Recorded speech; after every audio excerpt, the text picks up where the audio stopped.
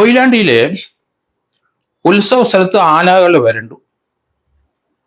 രണ്ട് സ്ത്രീകളും ഒരു പുരുഷനും കൊല്ലപ്പെട്ടു. 8 പേർക്ക് ഗുരുതരമായി പരിക്കേറ്റു. 30 പേർക്ക് പരിക്കുകളുമുണ്ട്. കഴിഞ്ഞ ദിവസം ആനകൾ വിരണ്ട് ഓടുന്നതും പരസ്പരം കുത്തുന്നതും നമുക്ക് ടിവികളിലും സോഷ്യൽ മീഡിയയിലും കാണാൻ സാധിച്ചു. പീതാംബരൻ എന്ന ആനയും ഗോകുൽ എന്ന ആനയും തമ്മിലാണ് ശണ്ടയുണ്ടായത്. അവർ വിരണ്ട് ഓടിയത്. വളരെ ശാന്തമായ അന്തരീക്ഷത്തില് അവിടുത്തെ ഉത്സവം മുന്നോട്ട് പോവുകയായിരുന്നു. 2 ആനകളെ എഴുന്നള്ളിച്ചിട്ടുണ്ട്. ആനകളെ പുറത്ത് തിടമ്പ് കയറ്റിയിട്ടുണ്ട്. അവിടെ ആ സമയത്ത് വെടിക്കെട്ട് തുടങ്ങി. ഒരു ഗുണ്ട് അമിതമായ ശബ്ദത്തോടെ പൊട്ടി. ആനകൾ വരണ്ടു. 2 ആനയും വരണ്ടോടി. വരണ്ട ഒരാന മറ്റേ ആനയുടെ പള്ളയിൽ കൊമ്പുകൊണ്ട് കുത്തിയിറക്കി. ആന ഗർജനത്തോടെ അലറി. അത് അവിടെ നിന്ന് ഓടി. പിന്നാലെ കുത്തിയ ആനയും ഓടുന്നത് നമ്മൾ കണ്ടു. പോകുന്ന വഴിക്ക് ചവിട്ടേറ്റ് 3 പേര് കൊല്ലപ്പെട്ടു. അവിടുത്തെ ക്ഷേത്രത്തിന്റെ ആ മുകൾ വശത്തെ കെട്ടിടത്തിന്റെ മുകൾ ഭാഗം ആനകളുടെ ഈ വിരണ്ടോടലും അവരെ തമ്മിലുള്ള ശണ്ടയും കാരണം അത് അടർന്നു വീണു. പലർക്കും അങ്ങനെയും പരിക്കേറ്റി. തിടമ്പ് കയറ്റിയവര് ആനപ്പുറത്ത് തന്നെ ഇരുന്നു. എങ്കിലും തിടമ്പും എല്ലാം താഴെ വീഴുന്ന നമ്മൾ കണ്ടു. ഏതായാലും ആന തിടമ്പ് കയറ്റി ഇരുന്ന 2 പേര് ഓരോ ആനയുടെയും പുറത്തെ കഴുത്തിലെ ആ ചങ്ങലയിലും അതുപോലെ അതിൻ്റെ ചുറ്റുമിട്ടിരിക്കുന്ന ചങ്ങലയിലും പിടിച്ചു തൂങ്ങി ആനയുടെ പള്ളഭാഗത്ത് തൂങ്ങിക്കിടക്കുന്നത് നമ്മൾ കണ്ടു. വളരെ ഭീകരമായ ദൃശ്യങ്ങളാണത്. ജനങ്ങൾ പരിഭ്രാന്തരായി. ആ പെൺകുട്ടികളും ആൺകുട്ടികളും അതുപോലെ തന്നെ കൊച്ചുകുട്ടികളും ഒക്കെ ഓടുന്ന കണ്ടു. ഓടാൻ മേലാത്ത പ്രായമുള്ള അമ്മമാർ അവിടെ തന്നെ ഇരിക്കേണ്ടി വന്നു. അങ്ങനെയുള്ള 2 അമ്മമാർക്കാണ് ആനയുടെ ചവിട്ടേറ്റ് കൊല്ലപ്പെട്ടത്. അതിൽ ഒരമ്മയ്ക്ക് 70 വയസ്സും മറ്റേ 66 വയസ്സുമുണ്ട്, 60 വയസ്സുമുണ്ട്. ഒരു പുരുഷനും കൊല്ലപ്പെട്ടിട്ടുണ്ട്, 66 വയസ്സുകാരൻ. പ്രായമുള്ളവർക്കൊന്നും അമ്പലത്തിന്റെ പരിസരത്ത് നിന്ന് ഓടി രക്ഷപ്പെടാനോ ഓടി മാറാനോ കഴിയില്ല. കുട്ടികൾക്കും അത് തന്നെ അവസ്ഥ. വെപ്രാളപ്പെട്ട എല്ലാവരും പരസ്പരം അങ്ങോട്ടും ഇങ്ങോട്ടും ഓടി. ആന ആലിളകി 2 പേരും പരസ്പരം കുത്തി മറിക്കുകയും ഒക്കെ ചെയ്തപ്പം ആ പരിസരത്തുള്ള അമ്പലത്തിലെ പല ഉപകരണങ്ങളും നശിച്ചു. അവിടെ ഉണ്ടായിരുന്ന പല തടികൾക്കും മറിഞ്ഞു വീഴുന്നതും കണ്ടു. അതോടൊപ്പം തന്നെ ഈ ആനകളെ പരസ്പരം കുത്തിയപ്പോഴും ഓരോ ആന ആദ്യത്തെ കുത്തിലെ തറയിൽ വീഴുകയില്ലേ. അവിടുന്നാണ് ചാടി എഴുന്നേൽക്കുന്നത്. വളരെ ഭീകരമായ, നമ്മളെയൊക്കെ വളരെ വേദനിപ്പിക്കുന്ന രംഗങ്ങളാണ്. ആൾക്കാർ മരിക്കുമെന്ന് നമുക്കത് കാണുമ്പോൾ അറിയാം. പക്ഷേ 3 പേര് മരിച്ചു, 8 പേർക്ക് ഗുരുതര പരിക്കുപറ്റു. നമ്മൾ ഇതേപ്പറ്റി കൂടുതൽ ആലോചിക്കേണ്ടിയിരിക്കുന്നു. അമ്പലങ്ങളിലും പള്ളികളിലും ഒക്കെ ആനയുടെ സാന്നിധ്യം നമ്മൾ കാണുന്നുണ്ട്.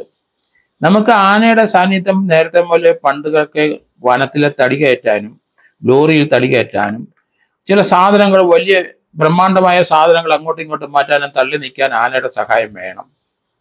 പണ്ട് കാലം പോലെ നമുക്ക് അങ്ങനെ. പക്ഷേ ആധുനിക യുഗത്തിൽ അതിന് പകരം വലിയ ആനകളായ JCBകളെല്ലാം വന്നു കഴിഞ്ഞു. നമുക്കിനി ആനയുടെ സഹായം വേണ്ട. ആ തടി ഡിപ്പോയിലെ തടി മാറ്റാനും പിടിക്കാനും ലോറി കയറ്റാനും ഒക്കെ ആനയ്ക്ക് പകരം നമുക്ക് സുരക്ഷിതമായി JCBകൾ വന്നു കഴിഞ്ഞു. അതുകൊണ്ട് ഇതേപ്പറ്റി മലയാളികൾ കൂടുതൽ ചിന്തിക്കണം. നമ്മുടെ ഉത്സവങ്ങളിൽ ആന ഒരു പ്രമുഖ സ്ഥാനം വഹിക്കുന്നതാണ്. ഗുരുവായൂര് നമുക്കറിയാം, ആനയുടെ ഉത്സവം. ആന ഇല്ലെങ്കിൽ നമുക്ക് ഉത്സവം ഒന്നും ആവില്ല. അവിടെ 10-60 ആനകൾ 2 വശത്തും നിൽക്കുന്നതൊക്കെ നമുക്ക് കാണാം. മനോഹരമായ കാഴ്ചകളാണ്. അതവിടെ നിൽക്കട്ടെ.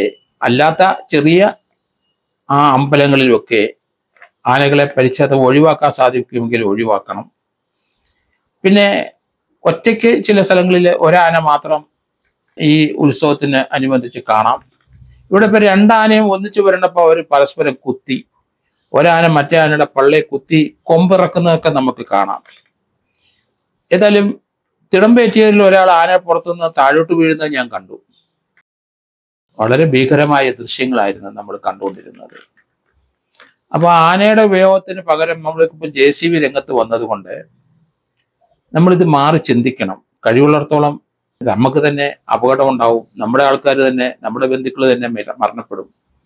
അതുകൊണ്ട് ആനയെ കഴിവുള്ളിടത്തോളം നമ്മൾ ഒഴിവാക്കി മുന്നോട്ട് ഉത്സവങ്ങളും മറ്റൊന്ന് നടത്തണം എന്ന് തന്നെയാണ് എൻ്റെ വ്യക്തിപരമായ അഭിപ്രായം. നമ്മൾ ആ രീതി ചിന്തിക്കാൻ പഠിക്കണം. കഴിവുള്ളിടത്തോളം റിസ്ക് ആണ് ഇത്.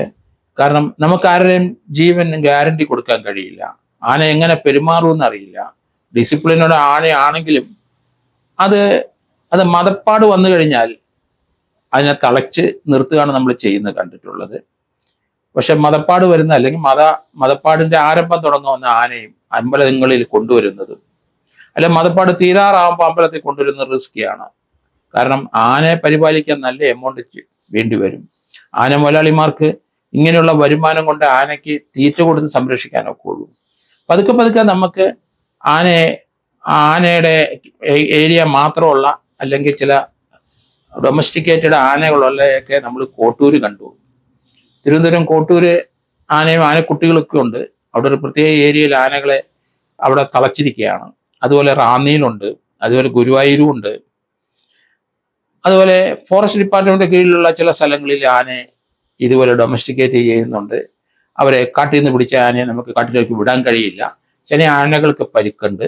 അതുപോലെ ചില ആനകൾ വയലന്റ് ആവും. മനുഷ്യരെ പല കൊന്ന ആനകളും നമ്മൾ അവസാനം കാട്ടിൽ നിന്ന് പിടിച്ച് നാട്ടിലാക്കും.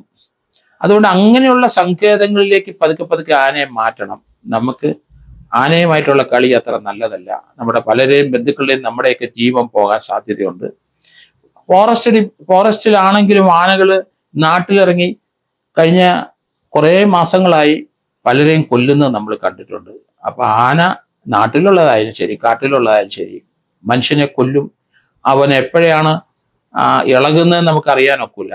ആനയുടെ പെരുമാറ്റം നമുക്ക് ജഡ്ജ് ചെയ്യാനൊക്കില്ല. കുറേയൊക്കെ നമുക്ക് അവരെ ഡൊമസ്റ്റിക്കേറ്റ് ചെയ്ത് അതുങ്ങളെ പരിശീലിപ്പിച്ച് ആനക്കാരന്മാരൊക്കെ നിലനിർത്തുമെങ്കിലും അവരുടെ ജീവനും അപകടത്തിലാവുന്നത് നമ്മൾ കണ്ടുകൊണ്ടിരിക്കുന്നു. അതുകൊണ്ട് ഈ വന്യജീവിയെ അതിൻ്റെ വഴിക്ക് വിടണം എന്ന് തന്നെയാണ് എൻ്റെ അഭിപ്രായം.